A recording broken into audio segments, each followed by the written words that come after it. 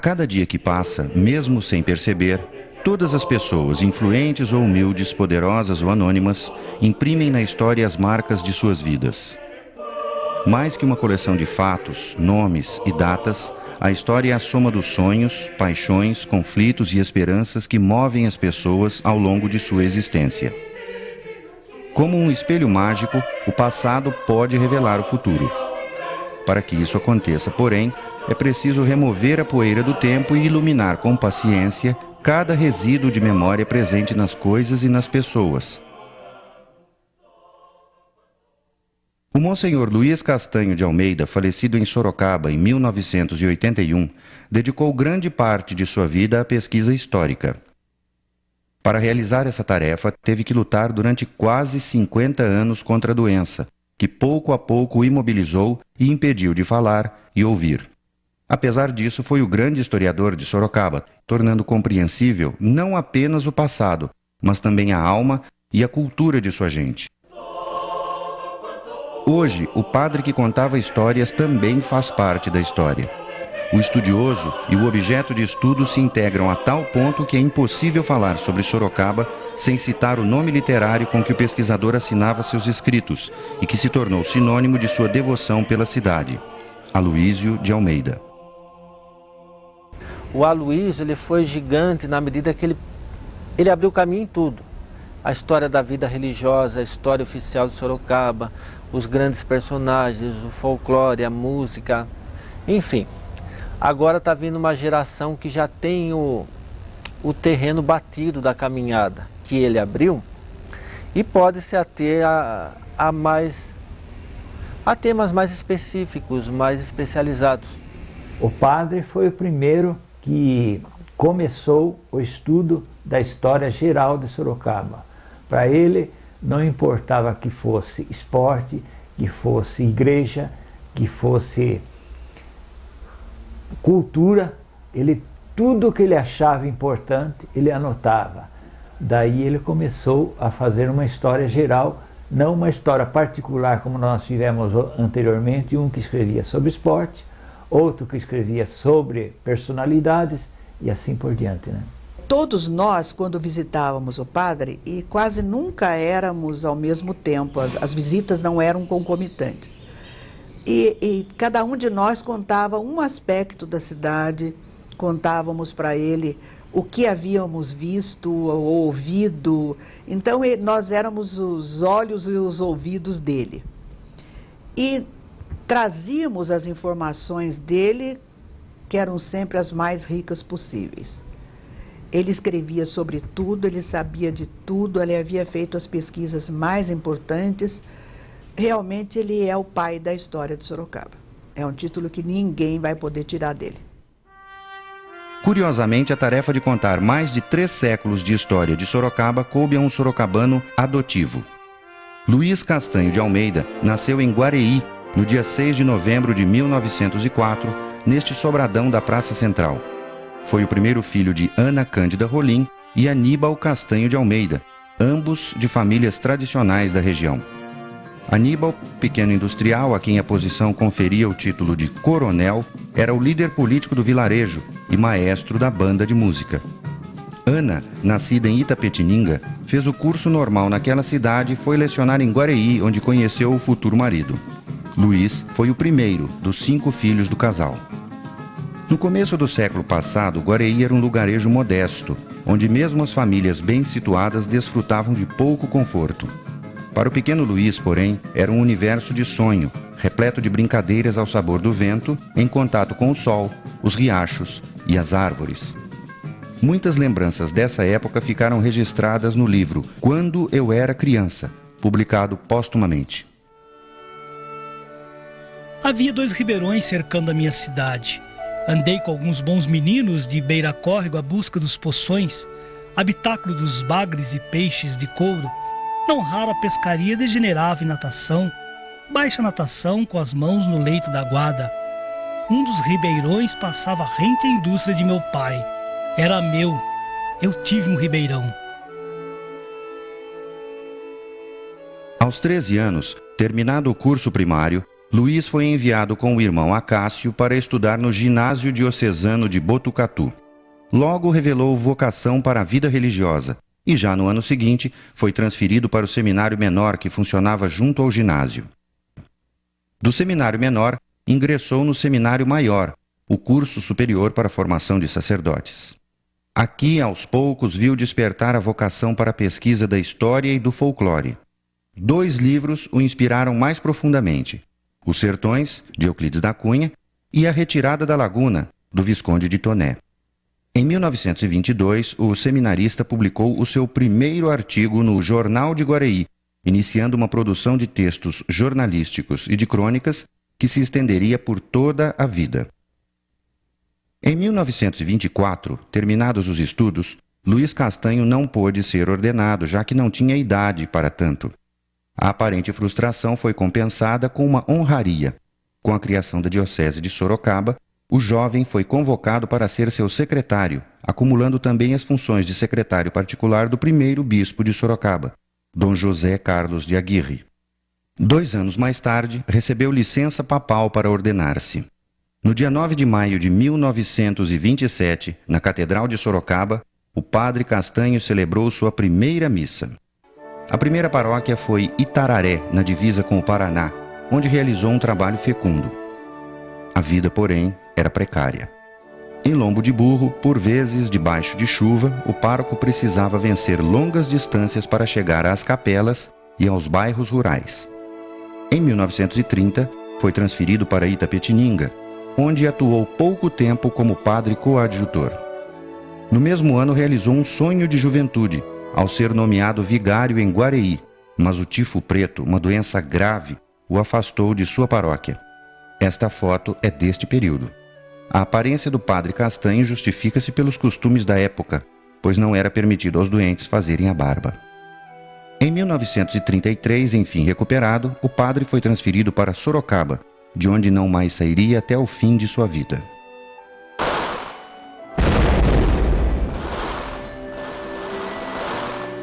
Em outubro de 1932, a Revolução Constitucionalista foi sufocada por Getúlio Vargas. Sorocaba, um dos polos da Revolução, de cujas oficinas saíra o famoso trem blindado usado para metralhar as tropas getulistas, passou a ser chefiada por prefeitos nomeados, apoiados pela força e, via de regra, odiados pelos sorocabanos. É neste ambiente que o padre Castanho chega a Sorocaba em 1933.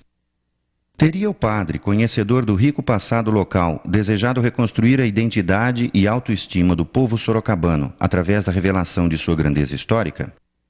O fato é que nos anos seguintes, Castanho irá consolidar sua carreira de escritor, elegendo como tema principal a história da cidade adotiva. Em Sorocaba, a princípio, trabalha como coadjutor da Igreja Catedral, mas logo é designado para a paróquia de Bom Jesus dos Aflitos e vai morar no Além-Ponte, o território dos imigrantes espanhóis. O lugar tem vida própria. Nas ruas fala-se o castelhano e vive-se conforme os costumes da terra natal.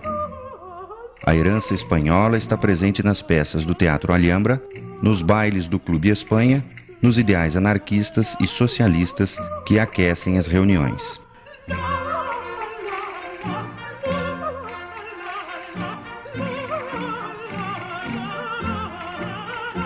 Na década de 30, lentamente, o pároco cede lugar ao escritor, e a doença tem um papel importante nesse processo. Em 1934, Castanho sofre o primeiro surto da esclerose em placas, ou esclerose múltipla. Na quarta-feira de cinzas de 1937, o padre não consegue ajoelhar-se para a função litúrgica. Por causa da doença, perde o paroquiato, mas continua como auxiliar nas paróquias de Bom Jesus e da Catedral. Ele podia ter ficado na cama deitado, certo? Ou ele podia ter ficado fechado no escritório dele, escrevendo as histórias dele que ele gostava, e ele escrevia desde jovem, ele já escrevia. No entanto, ele pediu autorização canônica, se essa é a expressão correta, para celebrar a missa em casa. Ele transformou uma sala dele em capela, e ali ele celebrava a missa, e eu ajudei a missa dele ali. Então, ele interpretava todo aquele sofrimento como uma provação de Deus, uma vontade de Deus. E ele era um homem conformado com essa doença e com esse destino. O grande problema de Aloysio de Almeida é que ele esperava sempre a morte para amanhã. E então tudo que ele fazia era correndo rápido para deixar o maior número possível de informações, porque ele poderia morrer amanhã. Mas essa morte, graças a Deus, demorou para vir. E ele conseguiu deixar um grande número de informações, um grande número de livros, um grande número de artigos. Tão grande é essa quantidade que eu acredito que jamais poderemos dizer, afinal completamos. No bairro dos Espanhóis, perto de sua paróquia, sua família adquire um terreno e faz construir um sobrado onde Castanho vai morar com os pais. Em 1938, vêm a lume os primeiros livros dedicados à história sorocabana. Neles, resgata a história da Revolução Liberal de 1842, que teve seu epicentro em Sorocaba, e traça a biografia de dois personagens ilustres da terra: o líder da Revolução Liberal, Rafael Tobias de Aguiar, e o fundador da Estrada de Ferro Sorocabana, Luiz Mateus Mailaschi. Está nascendo o escritor. No livro Sorocaba 1842, publicado em 38, surge o pseudônimo Aloysio de Almeida. Aloysio é a forma latina de Luiz. Graças ao pseudônimo, o padre não precisa mais submeter seus escritos à aprovação da Igreja. Desse momento em diante, e até o fim da vida, o padre assinará como Aloysio os livros e artigos de fundo cultural e não religioso. Apesar das limitações físicas, em 1940 Castanho é designado reitor do recém-inaugurado Seminário São Carlos Borromeu, de Sorocaba. Exerce o cargo até 1944, quando se despede definitivamente da vida religiosa. Aloysio nunca deixou de ser sacerdote. Mesmo afastado da igreja, continua a usar a batina e a rezar a missa todos os dias em sua capela particular. É na pesquisa histórica, porém, que se notabiliza, e isso se deve não apenas à abrangência e qualidade, mas também à orientação de seu trabalho.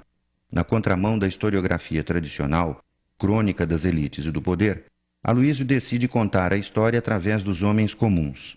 Para ele não há pessoa ou assunto sem importância. Ele, com o decorrer do tempo, ele foi percebendo que a história melhor, mais gostosa, saborosa, a história viva, está nas pequenas coisas, na história desse jardim, na história das ruas, das pessoas, das cantigas de trabalho, cantigas de criança. Um dos livros mais brilhantes que eu acho, ao meu ver, dele é Vida Cotidiana na Capitania de São Paulo, que ele pega o dia a dia das coisas simples do modo de ser paulista. Um grande livro publicado há quase mais de 50 anos. Conforme um de seus biógrafos, o escritor Arruda Dantas, Aloysio era dotado de profundo instinto popular e tinha prevenção quase socialista contra aristocratas e ricos. Nesta foto, Aloysio acompanha as escavações em um antigo cemitério que ficara por muitos anos esquecido, em busca de traços de costumes dos antigos sorocabanos. Em seu livro História de Sorocaba, o historiador dá a sua opinião. A história não é só crônica e só genealógica, nem econômica ou sociológica. Abrange tudo, todos os aspectos da vida dos antepassados. Ao desenrolar dos acontecimentos, cuja importância ou cuja conveniência para serem ressuscitados pelo livro depende, em última análise, da vontade do pesquisador. O folclore ocupa um espaço privilegiado na literatura de Aloysio. Sua convivência com o povo simples nos grotões do estado resultou em coletâneas de contos, histórias e anedotas. Nos livros, Aloysio desentranha a história de Sorocaba desde a fundação aos principais ciclos econômicos e movimentos políticos. Reconstrói a vida dos antigos habitantes e volta-se com especial atenção para os tropeiros. No livro Vida e Morte do Tropeiro, Aloysio reconstrói com cores vivas a saga dos comerciantes de tropas chucras que desbravaram os sertões brasileiros nos séculos XVIII a XIX. E um belo dia o menino pedia a bênção à mãe e montava sua mula ajaizada em prata.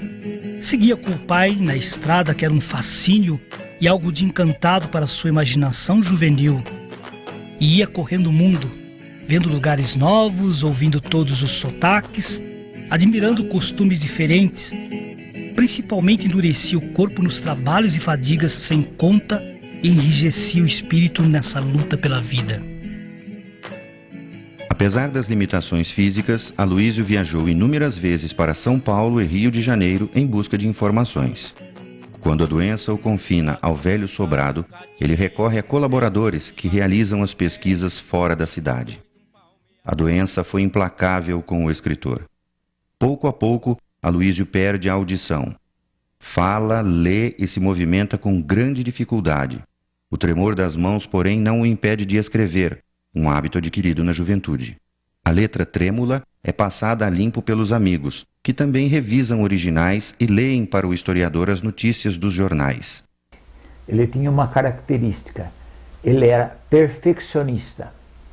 Com a doença dele, tudo que ele escrevia, que era para ser publicado, tinha quase que ser traduzido, porque a letra dele era quase que enigmática.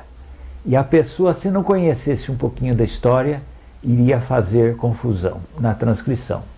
Só que, depois que a gente passava ali o artigo do padre, não podia levar para ele para ver se estava bom. Porque ele acrescentava e corrigia, e a gente teria que passar limpo de novo. Sabendo dos problemas dos outros, ele jamais tentava induzir as pessoas à religião católica. Ao contrário, tinha amizade com pessoas da maçonaria, tinha da igreja presbiteriana e, inclusive, mais interessante ainda, num desses artigos da série Lendas e Narrativas Sorocabana, quando ele trata da questão do João de Camargo, onde ele conta que ele viu o enterro de João de Camargo das janelas do mosteiro de São Bento, aquele povaréu descendo a rua de São Bento em direção ao cemitério, é o único artigo em que Aloísio de Almeida se revela como um sacerdote da Igreja Católica, porque ele mostra que, como sacerdote da Igreja Católica, ele respeitava o pensamento daqueles que têm a doutrina espírita. Fora da literatura, o padre Castanho luta pela preservação da memória sorocabana. O Museu Histórico Sorocabano foi criado por sugestão de um artigo seu. Por iniciativa sua também, nasceu em 1954 o Instituto Histórico, Geográfico e Genealógico, que funciona em sua casa, e do qual se tornaria o patrono perpétuo. Toda a atividade não é impedimento para que atenda a estudantes e pesquisadores, que o procuram quase que diariamente. Gosta destes contatos, assim como de sentar-se ao portão, olhando o movimento da rua. Por conta da doença, sofre sérias perturbações do sistema nervoso. Tem medo do escuro e da chuva. Apesar disso, é gentil com os visitantes e dá boas gargalhadas com os amigos. Na velhice, reconhecido como um dos grandes pesquisadores nacionais, mantém nos relacionamentos uma desconcertante humildade. Eu tenho certeza que ele deve ser um santo. E onde quer que ele esteja, ele deve estar velando pela sua pátria, por nós todos, porque ele era, não sei dizer exatamente o que, mas uma pessoa muito especial. Ele era muito humano, reconhecedor das dificuldades de todos, respeitava a opção de todos. Ele era atencioso com as crianças que iam fazer entrevista. E era muito interessante porque as perguntas geralmente eram as mesmas. Os professores mandavam todos os alunos entrevistá-lo. E ele respondia serenamente, pacientemente, as mesmas perguntas de sempre. Houve um dia em que eu ainda brinquei com ele e falei: padre, mas o senhor vai responder as mesmas coisas de sempre? Ele falou: mas para essa pessoa não é a mesma de sempre.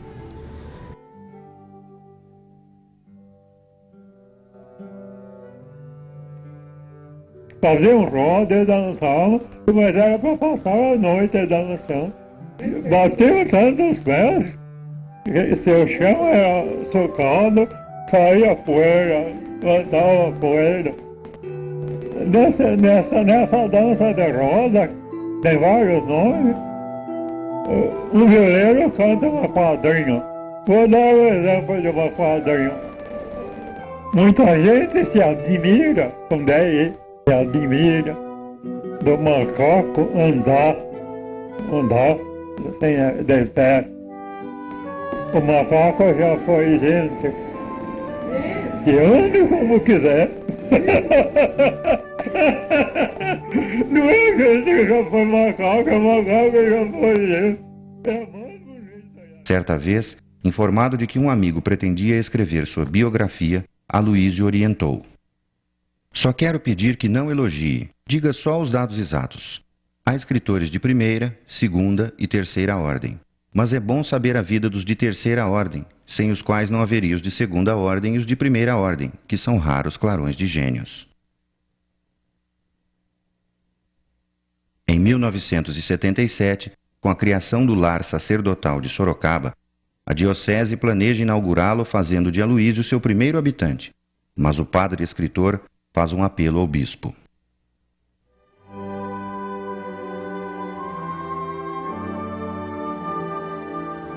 Excelentíssimo e reverendíssimo Dom José, esta é para solicitar-lhe a caridade de não me fazer ir morar no lar sacerdotal, em vias de conclusão. Creio que não viverei até maio ou junho, quando será inaugurado. Mas tudo é possível para Deus e eu sinto-me agoniado só em pensar que terei de abandonar em vida a tapera onde fui feliz 40 anos, com os pais e irmãos. Só a Santa Missa diária tem 29 anos. Não passa a noite só e de dia tenho sempre gente, inclusive de fora daqui. Passo horas e horas no portão, horas e horas olhando os carros passarem sem sair do escritório ou descansando os olhos na árvore e no meu jardim caipira.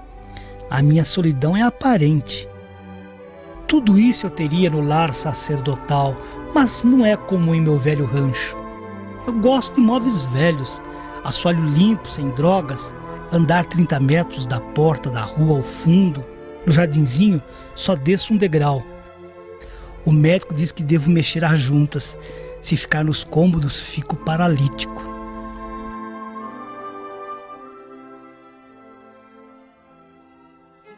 No último ano de vida, Aloísio perde totalmente os movimentos, mas mantém as reuniões do Instituto Histórico e ainda produz artigos, que agora são ditados. Em fevereiro de 1981, contrai pneumonia. Falece no dia 28 de fevereiro, sábado de carnaval. No dia anterior, Aloísio, já tendo recebido a extrema-unção, um grupo de amigos havia lançado em sua casa uma reedição do livro História de Sorocaba para Crianças.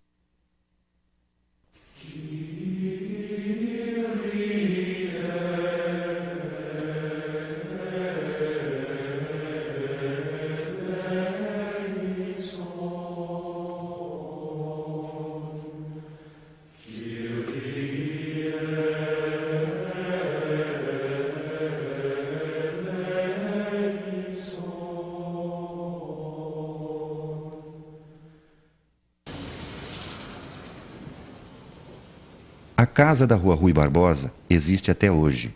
É a Casa de Aloísio de Almeida, mantida pela Prefeitura, onde funciona um pequeno museu com livros, escritos, fotos e pertences do historiador. É também a sede do Museu da Imagem e do Som e do Instituto Histórico, Geográfico e Genealógico de Sorocaba, que ali realiza suas reuniões mensais. 2 vezes por ano, uma missa é realizada na Capela do Sobrado, para celebrar os aniversários de nascimento e da ordenação sacerdotal do historiador. Diversos pesquisadores, em sua maioria amigos e discípulos de Aloísio, dão sequência ao seu trabalho, pesquisando pormenores da história sorocabana. Permanece, porém, sem se concretizar a previsão feita por Aloísio em 1969. A verdadeira história de Sorocaba somente se fará perto do ano 2000. Demanda uma equipe de especialistas e pesquisadores, consulta maior a arquivos daqui e de fora, muitos volumes e muito dinheiro. Então eu vejo, vamos comparar os historiadores que tem hoje aqui na cidade, eu me incluo num deles. Temos pernas, braços, carro. Um sistema hoje de informações violento com a internet. E, no entanto, nós não produzimos a metade do que ele produziu, doente, surdo, com as mãos trêmulas. Nós não chegamos à produção dele. Então, que homem é esse, né?